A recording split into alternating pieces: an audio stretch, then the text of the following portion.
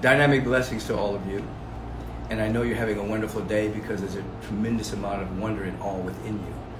If you haven't tapped into it as of yet, you may begin to do so. Just begin to notice your breathing and allow any sense of anxiety to dissipate at this moment. Any sense of anxiousness based on any kind of fear of a future scenario. And begin to come to an awareness that there's such beauty and such love, such power, such grace, such intelligence cradling you right now. And guess what? It wants to express through you. And guess what? It is you. We're going to have a wonderful conversation with Shawn Stevenson. You may know him. Some of you may know him, and some of you may not. I'm going to introduce you to him right this moment as he comes on. But as he's coming on, let me give you a little personal background about him. Personal trainer, nutritionist, coach, author, and speaker. He's been featured on ABC News, CNBC, ESPN, The Today Show, Men's Health Magazine, Women's Health Magazine, Muscle and Fitness Magazine. And he's an Entrepreneur Magazine, among numerous other media outlets. Creator and host of the weekly popular The Model Health podcast, designed to inspire its listeners to create their own unique model of health, happiness, and success, reaching millions of listeners. That's Shawn Stevenson. I've had the opportunity to be on his wonderful program more than one time. Brother Shawn, how you doing, man? I'm doing better now. How you doing? I was just giving folks your bio as we were reaching you.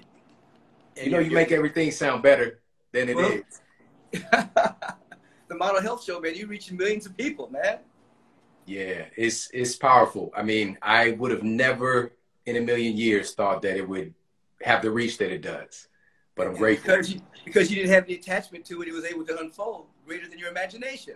That's right. That's right. I tell people, the very first episode, when we stepped into the recording studio, I felt like I was speaking to millions of people, even though it was like 5, and it slowly became that.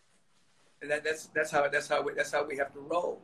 Now, for the few people who may not know who you are in my gang out here in the Agape Nation, listen, how did you get started? I mean, tell us a little bit about your background, because I want people to know who you are, where you've come from, what's influenced you to get to this point, and then we want to dive into some issues, some of them that you've been covering on your health show. Absolutely. And I usually don't even share this part of it because I'm with you and things have evolved like they have recently. I'll share this part. My life really shifted and I got into this field while I was living in Ferguson, Missouri. So I was living in Ferguson, Missouri, and very volatile environment. But I was going to school at the time. I was going to a university, the University of Missouri, St. Louis, and I would commute there every day. And I lost my health. I lost my relationships. I lost family connections. Like a lot of things happened at one time. And to make a long story short with this, when I was 20 years old, I was an aspiring college athlete as well. I was diagnosed with the so-called incurable spinal condition, this disc degeneration disease and spinal degeneration and degenerative bone disease as well. So basically arthritis of the spine and bones. And I went from, running a 4.5 when I was, 15 years old to 16, breaking my hip out running at track practice. That was like the first onset, like of a warning sign to come. And of course, nobody stopped to ask, how did a 15, 16-year-old kid break his hip just from running? It doesn't make sense. But, it's called standard of care, which is here's some crutches, here's some anti-inflammatory medications, stay off the leg. There you go. Instead of asking what happened. Right. And so it all really manifested when I was 20 years old. I went from just this kind of nuisance of a pain to chronic debilitating pain. And I literally couldn't stand up without, and I kind of give like a example of like Thor hitting me with a lightning bolt and it goes down my leg. It was on a scale of 1 to 10. It was a 10, like literally makes me look like I'm a crazy person walking down the street when this jolt would happen. And so I stopped going out. I stopped standing up. And I spent most of my days for about 2.5 years sitting in my Ferguson bachelor's apartment, 1 bedroom, sleeping on the floor. All right. So that was where I was at. Now, here's where everything changed. Those 2 years, and thanks to your work, I got to like really bring out the questions I was asking myself. And I was constantly asking myself, why me? Why did this happen to me? Why won't anybody help me? And I was constantly pointing the fingers and looking for somebody to basically save me. Some physician to tell me, you know what, those guys are wrong. Those other 4 doctors are wrong. This is curable. No one ever said it. And it all hit a head one night. I was sitting on the edge of my bed. I was about to take my plethora of medications just to help me to sleep at night. And this image just came rushing into my mind. I thought about my grandmother, whose picture is back here. Mm-hmm. But my grandmother, prior to living in Ferguson, prior to living in East St. Louis, I lived in this kind of like very beautiful life until I was about 7 years old when I moved into my, with my mother and stepfather. But my grandmother is just a house of love, a house of education, a house of certainty. We had rituals and routines. And I remember she just always really gave me this idea that I was going to do something special with my life. And here I was about to knock back a bunch of drugs just to knock myself out. And I'd given up and I didn't realize it. And in that moment, I realized that I've been giving my power away. Mm-hmm. And they kept telling me that they can't help me, but I still kept, you know, hoping that they would help me. And so I decided in that moment to learn everything I can about the human body, about physiology, kinesiology, about the human brain, about psychology. And I became obsessed in a good way.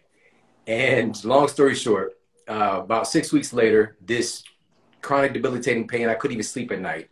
It was gone. And I lost about 15, 20 pounds, which is not typical because over that time of doing nothing, I got fluffy. I'll just put it like that. I was very fluffy. You got a little plump, did you? A little plump. I was plump, Sean. And so that weight just came off of me. And it was 9 months later, I finally got a scan done. And I remember standing there with the doctor. He was like scratching his chin. He was like, what did you do? I've never seen results like this before. And basically I told him, but it flew right over his head, you know, and of course we'll talk about today what I did. And he said, whatever you're doing, keep doing it. And that's when I fired my doctor. And I went on to open a clinical practice as a nutritionist, write international best-selling books, you know, start a #1 health podcast in the freaking country, coming out of Ferguson, Missouri, and to have incredible friends in my life like you. Thank you. So this shift took place because of your grandmother's energy. Is that what you're saying? Something. Absolutely. Absolutely. That whole space of love and that whole space of where you used to live, you were able to have an encounter with that and then stabilize that frequency. Absolutely. I would put it exactly like that. It was the body follow. Exactly. Exactly. It was like, it was already in me. It was already this program that was there, but I had other programs running, you know, and this is what we all need. We just need an example. We need a template. We need somebody to believe in us. We just need to have exposure. And that's what I really try to do for citizens, you know, in this country, all over the world, and especially for children, and especially at times like right now. And there was 3 things I did, if I could share just in 60 seconds that I did. People to know who you are. This is powerful because I like speaking to people who, you know, who actually had an encounter, who actually made a major difference in their life. There's a lot of people out there that teach, you know, and they know things and they memorize things. But when you speak to people who've actually had the encounter, it's different. You know, you carry a certain gravitas because, you know, it's like talking to my boy, Joe Dispenza. You know, he was about to be crippled, you know, and other people that, Mitchell May. There are people that I know, including myself. Once you have that encounter, you can't unsee it. And then your words carry a frequency because of the experience. So please share us the 3 things. Absolutely. When somebody tells you that you have an incurable condition and there's nothing you can do, and this is something you're just going to have to learn to live with, and you overcome that thing, it brings a certain knowing that you just cannot put into words. And I took that and I applied that with all of my patients I was working with who were oftentimes told the same thing. You know, you have stage 4 cancer. There's nothing you can do. You need to make funeral arrangements. You know, you have 400 blood sugar. There's nothing you can do. This is an incurable condition. Right. So what I did was it really embodied three specific things. One of them was kind of like unconscious, subconscious that took place. But I asked a different question, funny enough, and I asked, okay, they're saying that my spine is degenerating. What is my spine actually made of? My bones are degenerating. What are my bones actually made of? Just really basic questions. And so I dug into the research and start to find these compounds that I'd never really heard before. You know, when we think about bones, we think about marketing, which is calcium. Right. And there's like 20, 30 other things that are critical. Some of them even more important than calcium that I just wasn't considering. Sulfur-bearing amino acids, vitamin D, vitamin K too. But so what I did was, number one was what I believe you call it right nutrition. Right. And so I was thinking about, okay, here's all these particular nutrients, and I was radically deficient. In the environment that I lived in, if I step outside my door, there isn't a Whole Foods. That's like in another city. You know, there's Lee's Chicken, there was Dunkin' Donuts, there's Papa John's, there's McDonald's, there's you know what I call that? I used to call that death row. That's the original death row. There it is. You have a plethora of fast foods.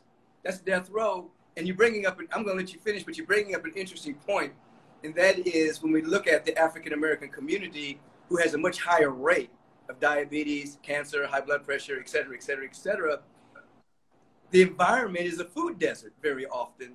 And the kind of nutrition that we need in the communities and Latinx communities as well just isn't there. Yeah. So this is what you're describing. Yep. The exposure again, like I didn't even know there was anything else but this, you know, so you just called it death row. I was like, it was my blood sugar night. My blood sugar night was all messed up. All right.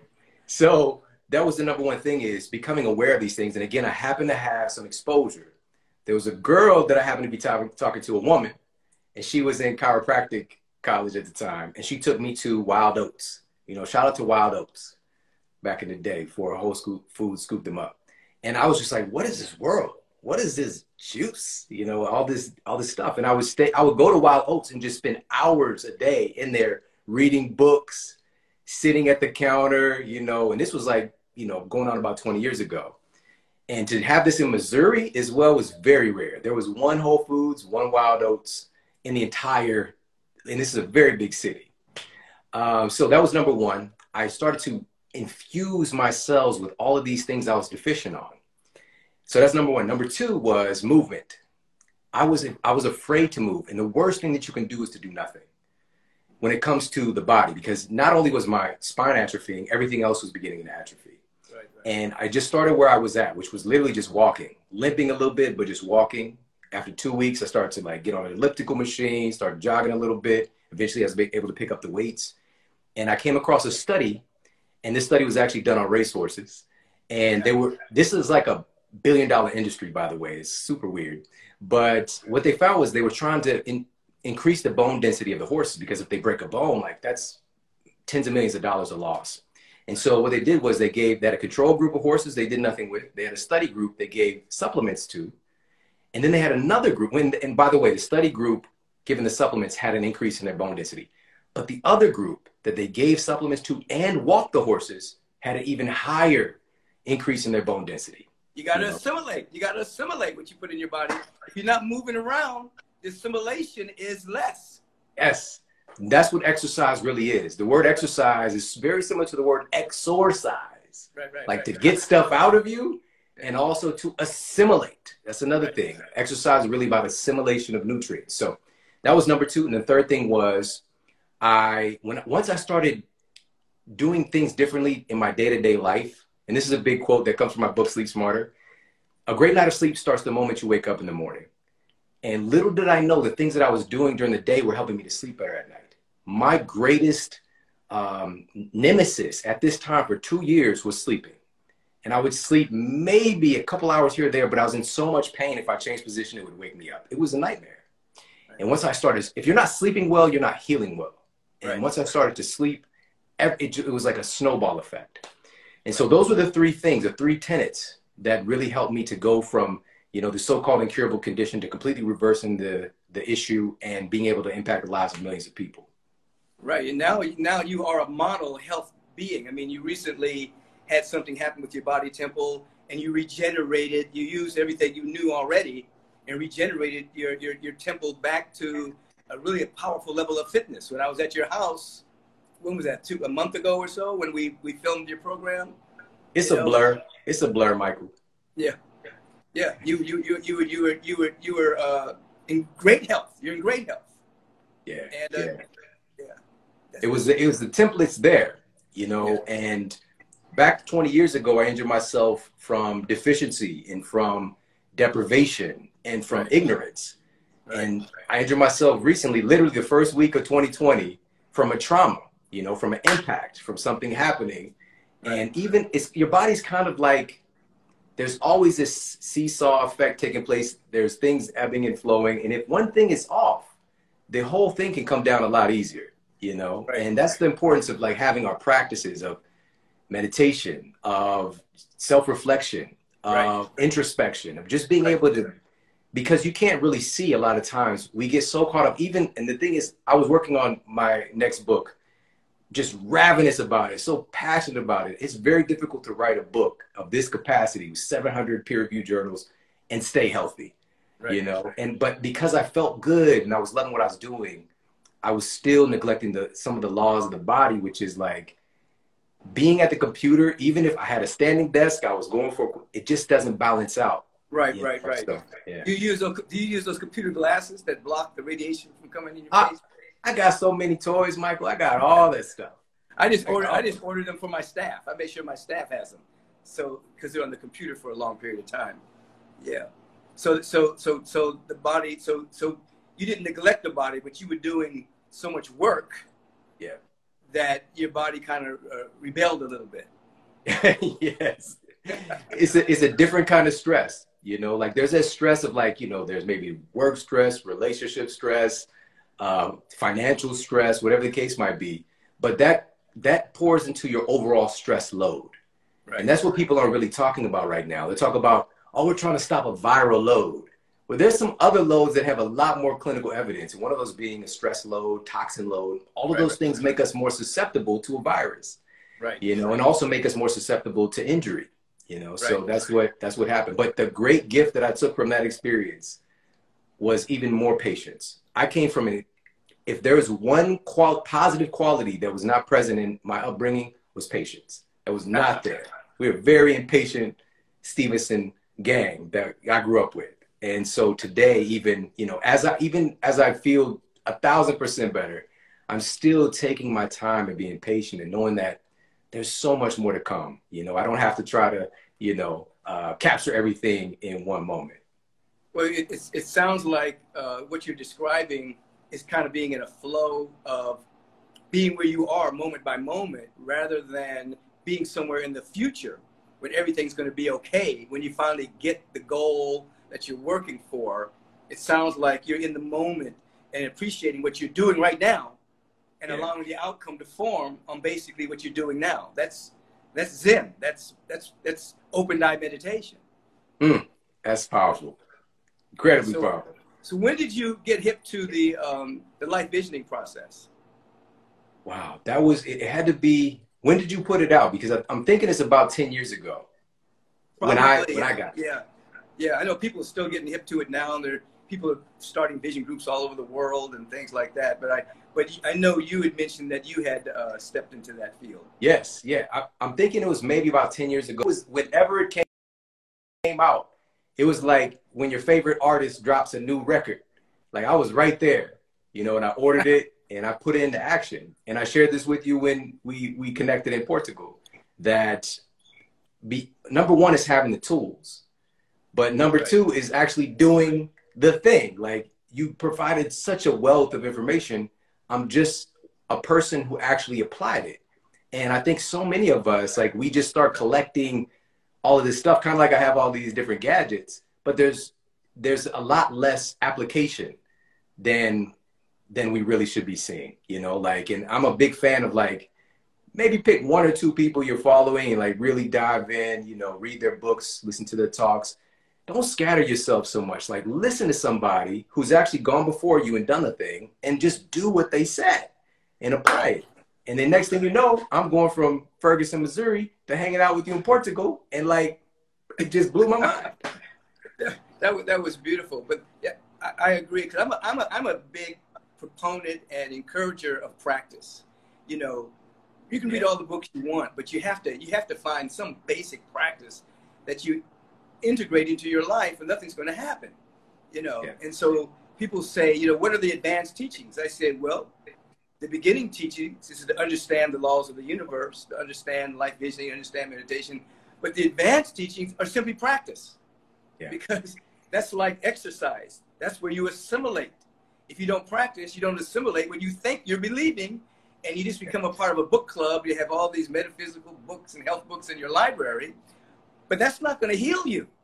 You have to actually practice what they're saying until it integrates into your system, and then you see the changes take place.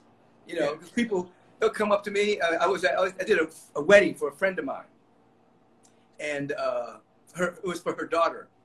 And so this guy was saying to her, is this Michael Beckwith from Agape? And she said, yes. He says, okay, this is his son? This is his brother?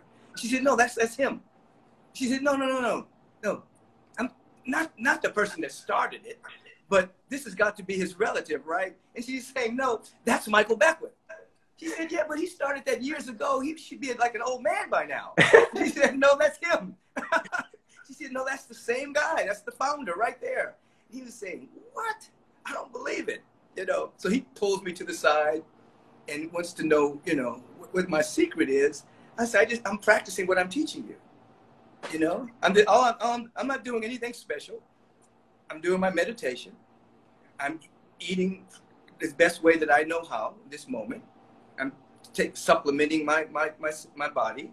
I'm exercising my body every day, at least 5 days a week. And this is what happens. You know, you slow down the aging process. You remain healthy. But the advanced teaching is practice. And that's basically where we're at. You know, you just said it, and I was just hanging on to your words. Practice what you preach, and that's the definition. And it's a thing because, unfortunately, a lot of people don't. Right. And so I like to give the analogy. If you think about Michael Jordan, right? He just had this big documentary come out, The Last Dance, arguably greatest basketball player of all time.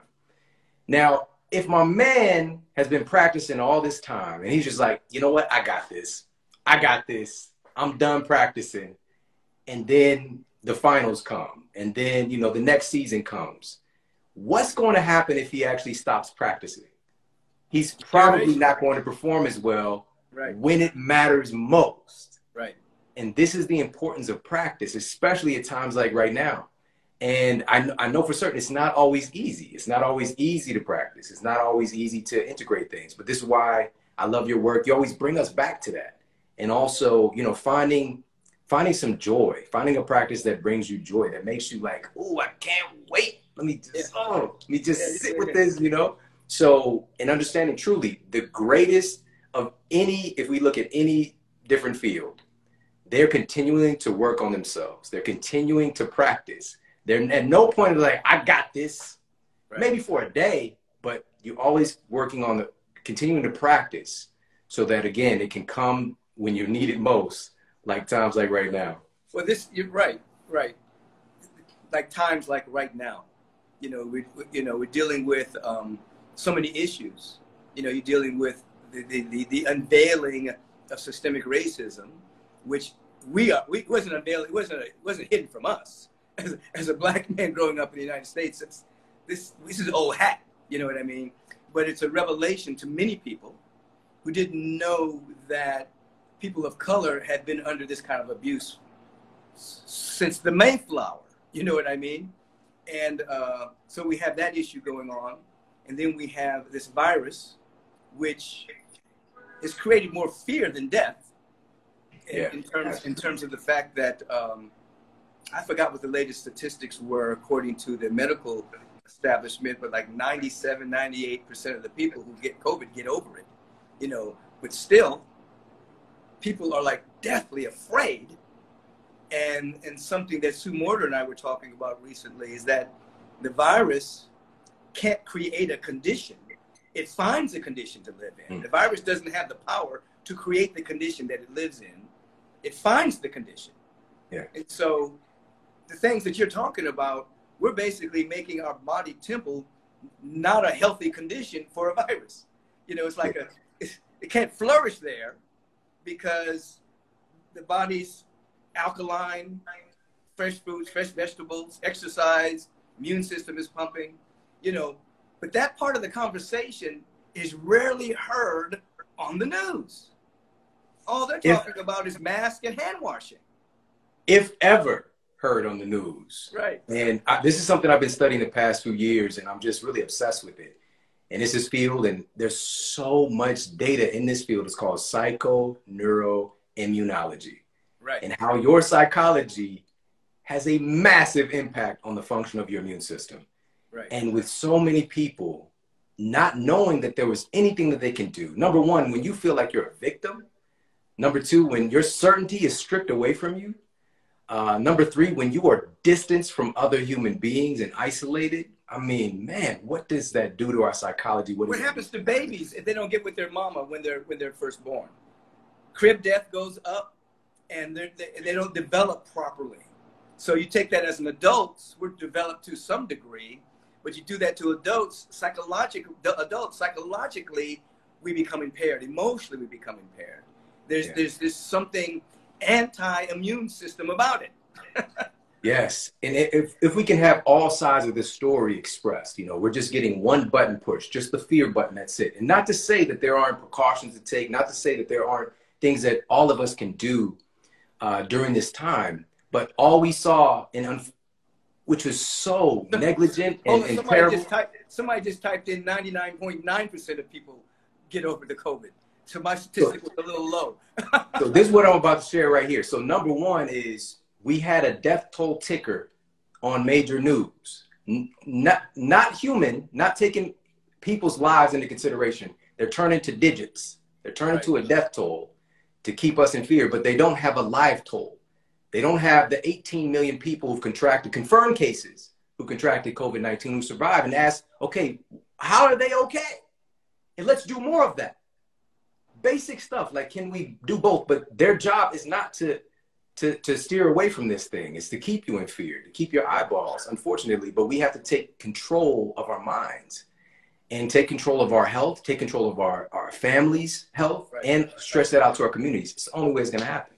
Absolutely. I've said over the years that the people who've had spontaneous remissions from cancer, healed diabetes, blood pressure, they should be the subject of research. You know, our culture under the healthcare system, which is more of a sick care system, researches pathology more than it researches health. Yeah. And so all the people that, as you just mentioned, that have gotten over it, what were the conditions that allowed 99.9% of the people to get over it? What's that condition? We need to study that. But instead, they're studying the pathological aspect of it. And then that's where they pull in the fear button, and the population is hit with fear. I see, man, brilliant, intelligent individuals fall by the wayside with this fear situation. Yes. Now, as you were just saying, I believe in washing my hands. But you know what? I believed in washing my hands before COVID. Basic stuff. But here's the thing, Michael, no, people did not. Just about a century ago, the vast majority of physicians were ravenous and upset at Dr. Inez Semmelweis for declaring and bringing his scientific proof to the fold that washing your hands can save lives, because he was delivering babies after going and tinkering around with dead bodies in the morgue. And he found that the midwives who were who weren't tinkering with the dead bodies, their mortality rate for babies and for mothers was so much lower.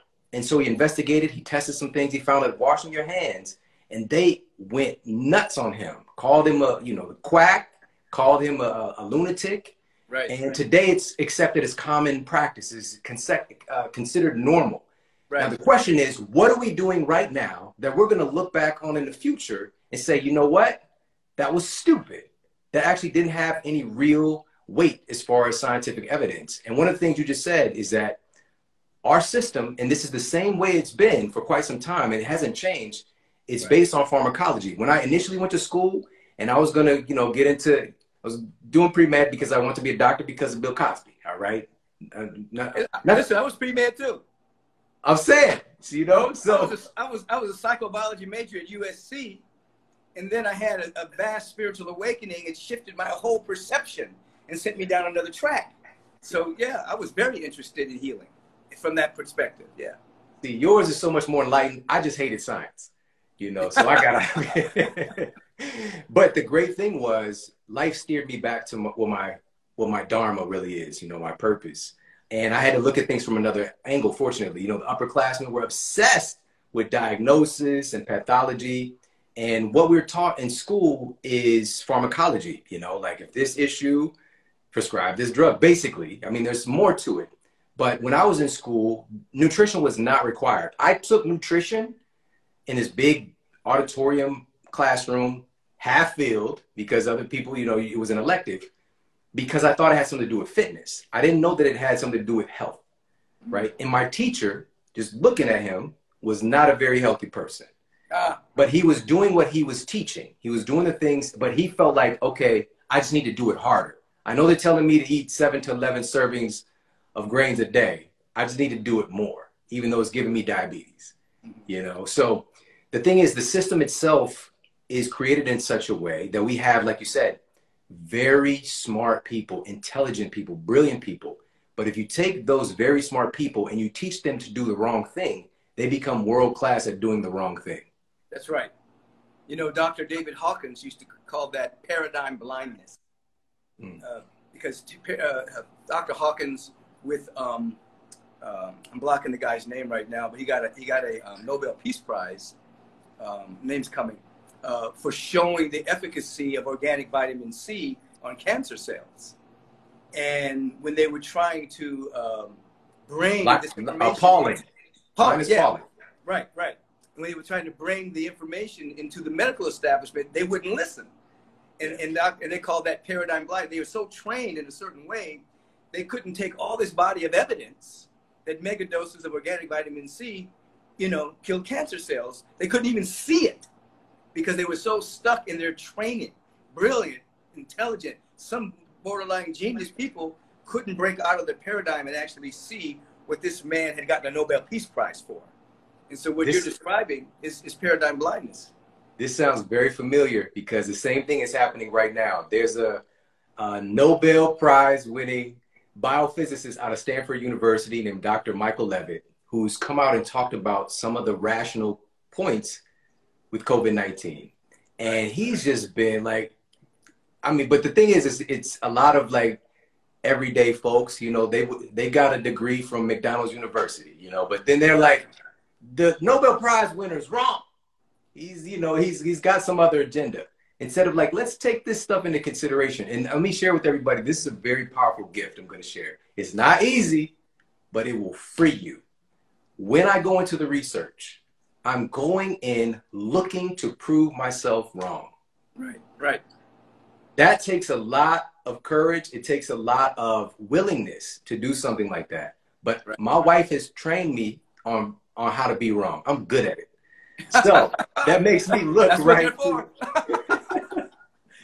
That makes me look right to a lot of people because I'm coming into it looking for like, okay, let me find something to be surprised about. Let me find something to balance out this equation because it seems like it's very one-sided, or it seems like it's one-sided on this direction. Let me find something to bring it to a cohesive understanding for people. But sometimes you come into it and you find like, man, it is really, really, really over here on this side. One of those things in the context of COVID, the FDA has already fast-tracked and cleared a medication to target our natural killer cells. And one of the best studies that we have right now is that, and again, it's asking the question, how did the 18 million people confirmed cases, and one of the epidemiologists and also Dr. Michael Levitt, they know that whenever we have that number of confirmed cases, it's usually 5, 10, 15 times more people have contracted the virus in the population. So, but what we do know is that the natural killer cells are especially effective at killing coronavirus infected cells. And so they're looking through the lens of pharmacology instead of peer-reviewed evidence. So I'll just share one. I mean, I could share 20 right now. Right. Appalachian State University. I want you to share. I want you to share that. But then when this interview is over, I'm going to get part 2 that I'll put on my app so people can see it. Absolutely. I put all this into an episode of the show too. So number 1, Appalachian State University did a study, and they found that simply going for a short walk, 20 or 30-minute walk, causes a dramatic increase in the production and mobilization of your natural killer cells. Just going for a walk. 20 minutes. But you can't bottle that. That's the problem. And it's accessible for all of us. But not only have we not been told this, we've been told stay in your house and be afraid. Again, you can take precautions. You can do this intelligently. But to deprive your body, your DNA, your genes expect you to do this. Your genes expect you to walk, to move. This is the number 1 thing we're designed to do. And if we don't have that evidence on the nightly news and just some so-called health official coming on and saying, listen, guys, we're facing a crisis as a nation. One of the most important things we need to do right now is to get our citizens healthier. The number 1 risk factor to dying from COVID-19 is having a pre-existing chronic disease. Right. Here are 5 things you need to do right now to help to reverse that disease or prevent it from getting worse. But that didn't happen. And it's been 6 months. I've been talking about this since day 1. I've been talking about this for 18 years. The system is not right there with you. Right that is doing that. Yeah. And so I tell people this.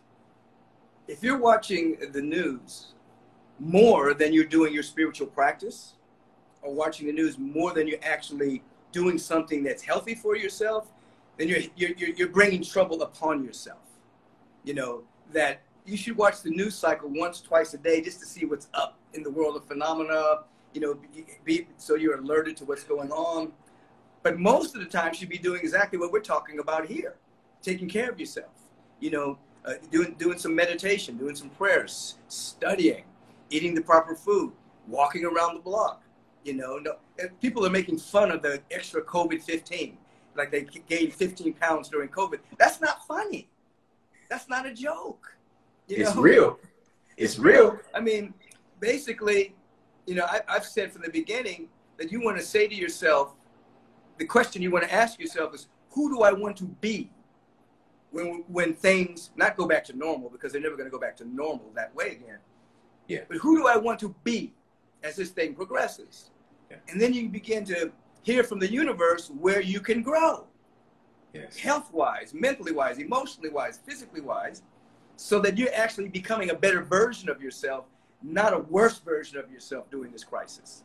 Absolutely. And what's happened, and this is why I'm so grateful to have you in my life and to have this incredible community, is that it's up to us truly to shift the tides of things right now and to continue to walk in this direction. Because, and I've just been reviewing some of Malcolm Gladwell's work, a tipping point doesn't mean the majority.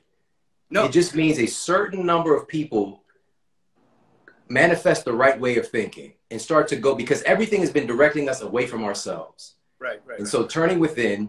And so I just saw somebody ask, like, what are the 20? So I'll share one other thing. But I'm gonna have him on my app after this too. So I'll tell you how to get it. And I'm this goes back. I'm also going to let you know about his program so you can go watch it. But tell him a couple of more. So this goes is encased in the point that I'm trying to make. And there was a study in any of this stuff that I talk about. You can double check me, please do. All right. So it's published in the peer-reviewed journal Stress and Health. That's a hell of a name for a journal. And they found that folks who don't cope well with stress, have dramatically lower production and mobilization of natural killer cells. Right. And what do you think's happening right now? Are we more or less stressed? Right. More. Are we eating more or less processed food? Far more. I did an entire show just dedicated. I went and looked up the numbers. How much ConAgra's making? How much General Mills is making? They're racking it up. Right. People are sicker than they've ever been. And then what happens is, okay, we're going to open some things up. People are just going to get sick. Not even from COVID necessarily. From this thing or from that thing, because we're less human than we were going into this. Stress, fear, the projection of worst case scenarios onto the future, sitting around, not getting any vitamin D, not getting any exercise, you did a funny thing. I'm gonna pick up on it later when I talk to you later. But you did a funny thing on mass. Oh my goodness gracious! That was hilarious. That was hilarious. Before we go any further, man, tell them a couple of names of a couple of your books and how they can see your program. Absolutely. So my first international bestseller is called Sleep Smarter. And I think it's translated in 20 languages now. We just did a contract for Lithuania. Shout out to Lithuania. But it literally it created the category of health and wellness books that are really dedicated to sleep wellness that are popularized, because the conversation just wasn't popularized. And I was just at a loss because people was coming into my clinic and we've got them dialed in on their nutrition. We've got them dialed in on their movement. And I'm just like, why is your blood sugar not normalizing and this other person's is? And it took me about 5 years in practice before I asked the question, so how's your sleep? How's your stress? You know? And once I did, it just, it blew my mind. And it's like just a snowball effect took place for patients. And this is the thing. This is another important thing. I knew that people wanted to change. They wanted change, but they didn't want to change that much. So they want, I know that. I know that. So they want these different results, but not too much. So I went into the data and I was looking, okay, what are some clinically proven things people can do that they don't have to turn their whole world upside down to improve their sleep quality? And it's not sleeping more, it's sleeping better. Yes. That's the thing, because it's kind of like right now, recently, we've kind of had this awakening that not all calories are created equal, right? It's not just the quantity of the calories, it's the quality. And again, I've been talking about this for 18 years. But here's the thing, that you can have 100 calories of broccoli, or you can have 100 calories of Twinkies. It's going to affect your biology very differently. The same thing with your sleep. You have your sleep minutes and you have the quality of those minutes. Right. So they're very similar. And so both matter. Both matter. It's just our society is focused so much on this thing. Oh, you need to get 8 hours of sleep. You need to get 8 hours of sleep. Not necessarily true for so many people. Let me ask you something on that before you tell me the name of your next book. When you're sleeping, the body is in repair. Reparations are taking place. Yes. But a person who's eating a good diet and exercising has less toxins to get out than a person that's eating fast food. So the person that's eating fast food might need more sleep, even feel more groggy because they're detoxing more, whereas a person that's eating clean and exercising and hydrating may not need as much sleep as that other person because there's less detox that takes place. Is that true? Absolutely true. Absolutely true. And there's a chapter in there, and I just went into it a bit, but in my new book, I go into it even more. And there is this category of good sleep nutrients. And so somebody might be they might be doing all of these things right to sleep better, but a simple nutrient deficiency could be causing the problem for you. Right. So in Sleep Smarter, there's 21 clinically proven strategies to improve your sleep, all backed by science, all relatively simple. Some of them, you got to rip the Band-Aid off. Some of them are like little, it's like a little Hello Kitty Band-Aid, little cute little Band-Aid you got to rip off. Some of it's a bigger Band-Aid, but we have to change in order to get the change. Sean, tell them about your show and how they can see it. Absolutely. So my show is called The Model Health Show. The Model Health Show. I'm so grateful to say it's been #1 in the country many, many times over. It's kind of like the Billboard charts, stuff goes up and down, but we're always there hovering near the top of the charts in the country. And this show is something and I'm so grateful for this because it's something that's dedicated to health and wholeness. It's something dedicated, it's making science fun. It's making these conversations permeate themselves into popular culture. And I'm so grateful for that. Tell me the name of your other book. So the next book coming soon, which I haven't even revealed this publicly yet. So I don't even know if it's available for pre-order. You don't have to. We can save it. Okay. But we'll come back. It will come back. September, we'll come back. September is when the pre-order starts for the new book. It is something special. And I will share this one piece.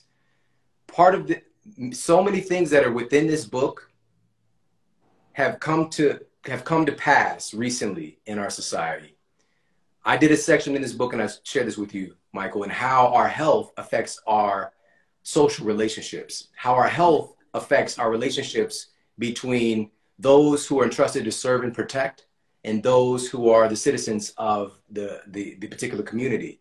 How does our health play into these situations? Because in truth, one of the fundamental understandings is that it's very difficult, not impossible, but it's very difficult to have compassion and patience and empathy when you don't feel well. So when we don't feel well, we tend to not do well. So that's what this book is really dedicated. One of the big pieces of it. And all the studies in there have, some of that stuff has already come to pass, what we're seeing right now in society. Absolutely. Your worst self comes out rather than your best self. Facts. So listen, everybody. We've been with Shawn Stevenson, Model Health Program podcast. You need to check him out. If this is your first time being introduced to him, you need to have him as a resource, because everything that he teaches, he's done tremendous hours of research before it comes out of his mouth. So it's not just something that he's just imagining. This is something he's researched. So you need to follow this program. You need to check this man out. I'm going to have him back with me on the regular. And when we're able to meet and assemble again, you know, I'm going to have him up on the stage speaking. We're going to do some things together like that. So this is one of my colleagues, one of my friends, beautiful man, beautiful wife, beautiful family. Love this guy. So that's Shawn Stevenson. I'm going to go down the rabbit hole a little bit more with him, and it's going to be on my app. And so if you don't have the app, just go to michaelbbeckwith.tv and subscribe to the app. Go to the App Store. It's called Beckwith Inspires. And there's a lot of things that will be there for your inspiration, for your encouragement. I'm going to be doing a meditation retreat on the app. And so just get it and check it out. And anything else, any last comments you want to make before we go for this particular interview? Man, this is just special. This is such a blessing, you know, to spend time with you anytime. And I'm just grateful to everybody hanging out with us. You guys are so important right now. Your voices are so important right now. We need to speak up. We need to stand tall. We need to have courage. But most importantly, we need to walk the talk. That's what this is really about. You know, be the example. More so than ever, the most influential thing that you can do is to be the example of it. And so that's what I would say in closing. And just thank you so much for making me a part of your world, Rev. Like, it's very, very special. Hey, thank you for jumping in. And remember, I'm part of your world as well. And we will talk soon, like in about 5 minutes. All right. Okay, everyone. Have a bright, brilliant day. Let your conviction be dynamic, not lackluster. Have a dynamic conviction that everything is unfolding wonderfully in your life. Wake up with the deep sense of adventure, not fear, but you're on an adventure of health. You're on an adventure of prosperity. You're on an adventure of well-being. You're on an adventure of joy. You're on an adventure of being an activist and dismantling racism. You're on an adventure of changing the medical system and making a real healthcare system. Whatever your adventure is, take it as an adventure, and your body will produce chemicals that match the adventure state. The immune system will be enhanced, and you'll be strong enough to do what you're called to do. Peace and riches blessings. Thanks, Shawn. If you want another awesome video in our Black Excellence series, check out the video right there next to me. I think you'll enjoy it. Continue to believe, and I'll see you there.